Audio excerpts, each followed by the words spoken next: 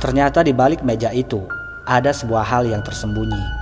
Terdapat sebuah tangga dari semen yang mengarah turun ke bawah sana. Pria itu memberi isyarat dengan tangannya. "Ayo ikuti aku," kata pria tersebut sembari mengambil langkah.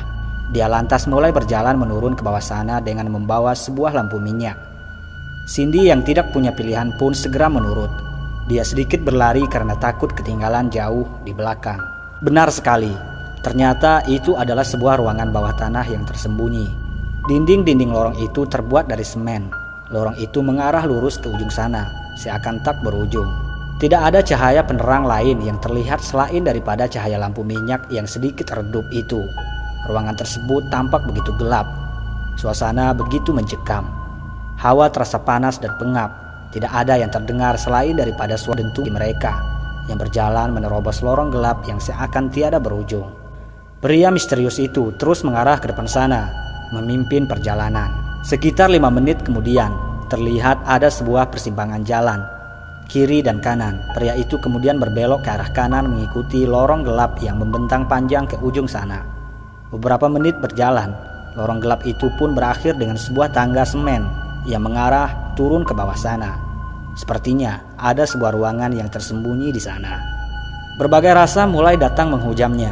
Aura di tempat itu benar-benar menakutkan. Dinding-dinding semen yang telah retak dipenuhi oleh akar-akar pepohonan yang tumbuh dari atas sana membuat kesan horor menjadi semakin tajam. Cindy mulai merinding. "Pak, kita mau kemana?" tanya Cindy dengan penuh curiga. Suaranya bahkan terdengar gemetar.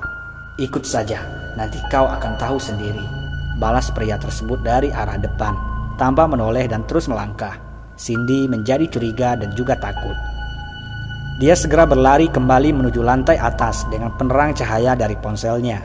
Pria itu lantas berlari ke belakang dan mengejarnya sambil memekik dan mengutuk. "Hei, berhenti! Dasar pemabuk!" seru pria itu sambil terus berlari mengejar Cindy dari belakang.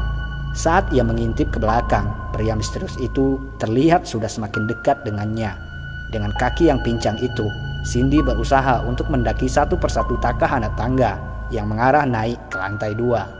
Jantungnya berdebar, kedua lututnya bergoncang hebat. Cindy ketakutan mendengar suara teriakan pria itu, seakan-akan memenuhi seisi lorong ruangan tersebut. Ia segera melompat dan berusaha untuk menaiki 1-2 takkah anak tangga yang mengarah naik ke lantai 2. Kakinya terasa begitu berat. Darah mulai mengalir keluar dari celah-celah lukanya yang masih basah. Cindy terus berusaha dengan sekuat tenaga untuk menopang tubuhnya itu agar sampai di lantai 2. Ia bahkan sampai merangkak dengan menggunakan kedua tangannya.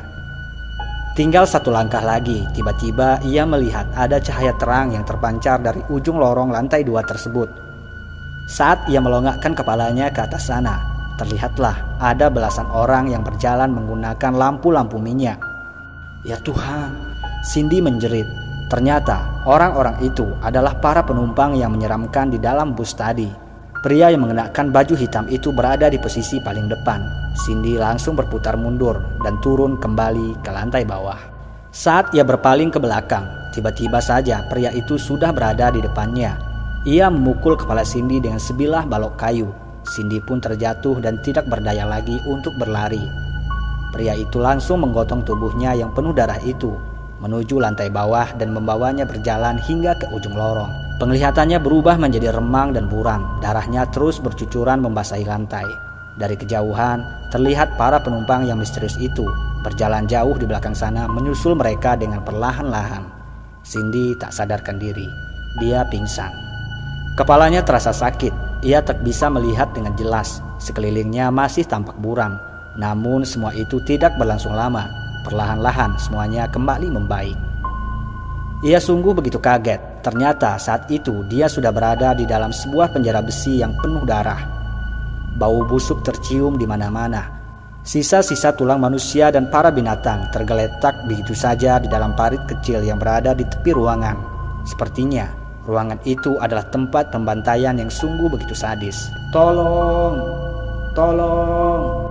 Cindy berteriak ketakutan. Ia menjerit, menangis dengan histeris di ruangan tersebut sambil menggedor-gedor pintu jeruji itu dengan sekuat tenaga. Akan tetapi semuanya sia-sia. Pintu besi tersebut dikunci dengan rantai dan gembok yang kuat. Di saat yang sama, terdengarlah bunyi suara pijakan kaki seseorang yang berjalan mendekat dari luar ruangan. Suara langkahnya begitu pelan dan lambat, dekat dan semakin mendekat. Cindy bahkan sampai mundur ke belakang hingga punggungnya pun tersorok ke dinding penjara. Ia membisu menatap sisi lorong luar penjara dengan mata yang menganga, terbelalak, tidak ada yang terlihat, bahkan suara itu pun juga sudah lenyap. Cindy mencoba untuk menenangkan diri. Ia berdiri mengatur nafasnya yang terus berderu kencang, ngos-ngosan. Setelah itu, mulailah ia berjalan dengan kaki terjinjit menuju pintu penjara. Ia kemudian mendongak keluar sana untuk memeriksa situasi. Tidak ada satupun orang yang berada di tempat itu. Cindy mulai berpikir. Dia berpikir untuk mencari cara agar bisa keluar dari tempat itu dengan selamat. Ketika ia sibuk memutar otaknya, tiba-tiba ia dikejutkan dengan suara yang aneh. Suara itu terdengar begitu pelan sekali. Tolong. Cindy segera menoleh ke segala arah untuk mencari sumber suara tersebut. Akan tetapi dia tidak menemukannya. Tolong. Suara itu kembali terdengar. Cindy pun kembali memasang telinganya untuk mencari sumber suara tersebut. Iya, suara itu berasal dari sana, gumamnya dalam hati. Ia pun segera mengintip ke belakang sana untuk mencari tahu apakah gerangan yang sedang terjadi di sana. Dan ternyata ada sebuah pemandangan yang begitu mengerikan. Cindy menjerit di dalam hatinya. Ia tak habis pikir dengan apa yang dilihatnya tersebut. Pria itu terikat dan digantung dengan posisi yang terbalik. Tangan kirinya sudah putus. Darah merah terus-menerus keluar dan menetes membasahi lantai. Pria itu menatap Cindy dengan lemah, tak berdaya lagi untuk berkata-kata. Cindy shock. Ternyata pria itu adalah korban kecelakaan yang dilihatnya dalam berita tadi malam. Pria malang itu benar-benar sedang sakarat. Terdengar suara lantang pintu yang dibanting. Cindy segera beranjak dari tempat itu dan kembali berbaring di tanah. Dia berpura-pura pingsan di lantai. Pria misterius itu datang membawa sebilah parang, lalu berhenti sejenak di depan pintu jeruji besi itu, menatap Cindy yang masih terbaring. Pria itu kini mulai beranjak ke ruangan sebelah, tempat di mana pria malang tadi dikurung. Terdengarlah bunyi gemercingan kunci besi yang dibawanya. Sepertinya pria itu sedang berusaha untuk membukakan pintu jeruji besi ruangan sebelah dengan kunci-kunci yang ada di tangannya. Tak lama kemudian, terdengarlah bunyi pintu jeruji besi itu terbuka. Pria malang yang ada di dalam ruangan itu seketika langsung menjerit ketakutan. Suaranya begitu histeris. Tolong.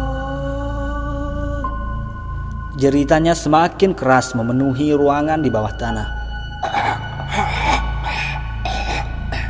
Suara teriakan itu pun berakhir dengan sebuah rintihan pedih, menyakitkan.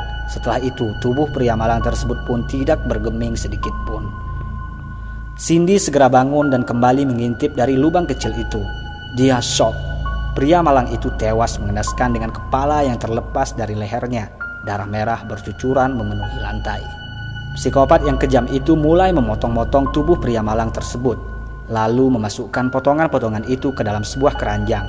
Ia mengeluarkan hati, jantung, usus, ginjal, dan semua isi perutnya lalu dimasukkan ke dalam keranjang tersebut. Cindy tak sanggup melihatnya. Dia pun menjerit ketakutan. Mendengar suara jeritan tersebut, psikopat gila itu langsung menghentikan pekerjaannya. Ia lantas bergegas keluar dari ruangan itu membawa sebilah golok untuk mendatangi Cindy yang berada di ruangan sebelah. Cindy pun semakin histeris. Jangan bunuh aku, tolong, aku mohon. Cindy berlutut kepada pria itu dan menangis sejadi-jadinya. Ia sungguh ketakutan. Namun pria itu tak bersuara sedikit pun. Ia hanya terpaku diam menatap Cindy tanpa ekspresi. Wajahnya benar-benar misterius dan menakutkan. Aku mohon, Pak, tolong jangan bunuh aku. Cindy masih menangis di kaki pria tersebut, memohon agar dia tidak membunuhnya. Tak lama kemudian, tiba-tiba saja pria tersebut keluar dari tempat itu dan mengunci pintu jeruji itu dengan gembok. Setelah itu, ia segera bergegas pergi membawa keranjang yang berdarah itu, menyusuri lorong dengan lampu minyak yang dibawanya.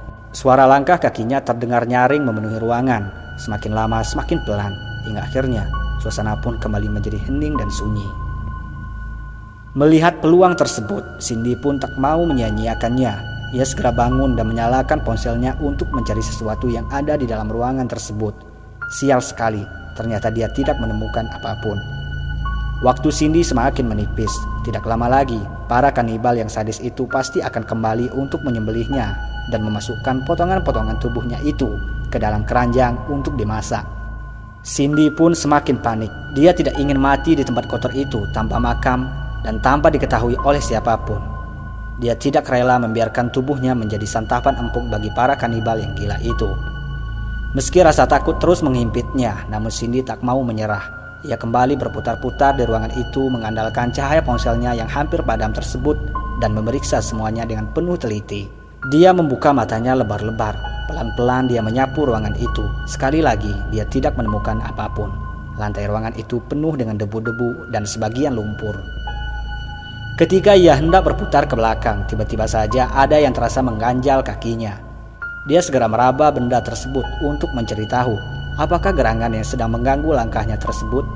Sungguh tak diduga, ternyata benda itu adalah sisa dari potongan tulang kaki manusia. Tulang itu terkubur di dalam tanah. Cindy pun merinding.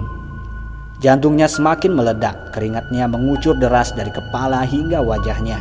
Tidak ada pilihan lain, Cindy pun memutuskan untuk menggalinya dengan kedua tangan. Tidak lama kemudian, akhirnya ia pun berhasil mengeluarkan benda tersebut dari tempatnya. Cindy langsung menggali lantai penjara itu dengan tulang tersebut. Ia mengais-ngais tanah itu dengan kedua tangannya, lalu terburu-buru kembali menggalinya dengan sekuat tenaga. Perlahan-lahan, lantai penjara itu pun mulai berlubang. Waktu berlalu dengan begitu cepat. Udara di ruangan bawah tanah itu terasa begitu pengap dan panas. Keringatnya bercucuran deras. Nafasnya sudah semakin menderu, ngos-ngosan. Akan tetapi lubang itu baru saja sejengkal di bawah tanah. Tiba-tiba dari ujung lorong sana terdengarlah suara langkah kaki para gerombolan kanibal yang sedang mendekat. Cindy semakin mempercepat galiannya itu dengan seluruh kekuatan yang masih dimilikinya. Lubang itu pun kini telah hampir mendekati 3 jengkal. Ia segera bertelungkup dan memasukkan kepalanya ke dalam lubang tersebut, lalu mulai mendorong tubuhnya dengan sekuat tenaga. Perlahan-lahan tubuhnya mulai bergerak masuk, mulai dari menggeser kepala, punggung, dan juga pinggangnya. Akan tetapi, tiba-tiba tubuhnya itu terhenti ketika bokongnya menyentuh lubang tersebut. Dia tersangkut dan tak bisa bergerak untuk maju. Cahaya lampu obor dan lampu minyak dari para pria gila itu sudah terlihat menyeruap di ujung lorong. Jarak mereka hanya terpaut sekitar 100 meter. Cindy menjadi kaget dan juga panik. Ia kembali mendorong tubuhnya itu dengan sekuat tenaga, menekan dengan kedua kakinya dan juga menarik dengan kedua tangannya. Dia berhasil keluar dari ruangan tersebut setelah menurunkan sepatu dan celana jeansnya hingga paha. Ia langsung bangun dan berlari ke ujung lorong gelap itu tanpa cahaya dan juga alas kaki. Dia berlari menembus gelap. Para gerombolan itu terus berjalan mendekat dan menuju ruangan tersebut tanpa curiga sedikit pun. Saat mereka tiba di depan ruangan itu, mereka sungguh begitu kaget. Ternyata mangsa mereka telah lenyap. Ruangan itu telah kosong. Yang ada hanyalah debu-debu dan lubang bekas galian yang tercecer di lantai. Para kanibal yang sadis itu menjadi murka. Mereka segera berlari ke ujung lorong untuk mengejar jejak kaki Cindy yang berlumuran darah. Mereka berlari dengan begitu cepat, membabi buta. Cindy panik. Ia tak tahu harus kemana lagi bersembunyi. Ia seakan tidak punya tujuan. Satu-satunya yang ada di dalam pikirannya pada saat itu adalah bagaimanakah caranya agar ia bisa keluar dari ruangan itu secepatnya. Tak ada cahaya, kedua matanya seakan-akan telah buta. Ia tak mau mengeluarkan ponselnya karena itu berpotensi dapat membuat para kanibal itu menemukannya dengan cepat. Ia memutuskan untuk terus berjalan melewati lorong demi lorong yang penuh persimpangan itu. Meski belum jelas apakah jalan itu akan membawanya keluar dan ataukah akan menjebaknya di tempat itu selamanya, Cindy tidak tahu. Suara teriakan para kanibal itu terdengar memenuhi ruangan. Mereka sungguh begitu murka. Lorong demi lorong mereka telusuri, namun jejak kaki Cindy belum juga ditemukan. Mereka berpencar dalam beberapa kelompok, berteriak dan memukul dinding-dinding lorong. Cindy ketakutan. Para kanibal yang sadis itu semakin dekat di belakangnya. Mereka hanya terpaut satu belokan. Tangannya menyentuh angin, sepertinya dinding lorong itu terputus. Ia tak bisa merabanya. Itu adalah persimpangan. Cindy segera kembali meraih dinding itu dan berbelok ke sebelah kiri. Tidak begitu jauh di depan sana, ada lagi sebuah persimpangan. Cindy memutuskan untuk berbelok lagi ke sebelah kanan. Sekitar 15 meter di depan sana, ia melihat ada sebuah cahaya kecil yang sepertinya terpancar dari dalam sebuah ruangan. Ia pun berniat untuk mundur ke belakang. Belum sempat ia menunaikan niatnya itu, suara para kanibal itu sudah terdengar risih dari arah sana. Cahaya lampu minyak mereka terlihat semakin dekat. Cindy tak punya pilihan. Ia terpaksa melanjutkan langkahnya ke arah sana, melewati ruangan yang bercahaya tersebut. Saat ia tiba di depan ruangan itu, ia pun merapatkan tubuhnya di dinding agar para kanibal itu tak melihat bayangan tubuhnya dari ujung lorong yang ada di belakang sana. Tak lama kemudian, lewatlah mereka. Beruntung mereka tidak berbelok ke arah Cindy. Mereka berjalan lurus ke depan sana. Cindy merasa lega. Ia kembali melanjutkan perjalanannya. Namun sebelum itu, ia terlebih dahulu mengintip ke dalam ruangan itu untuk memastikan semuanya. Syukurlah semuanya aman. Ruangan itu tampak kosong. Ia pun segera berlari.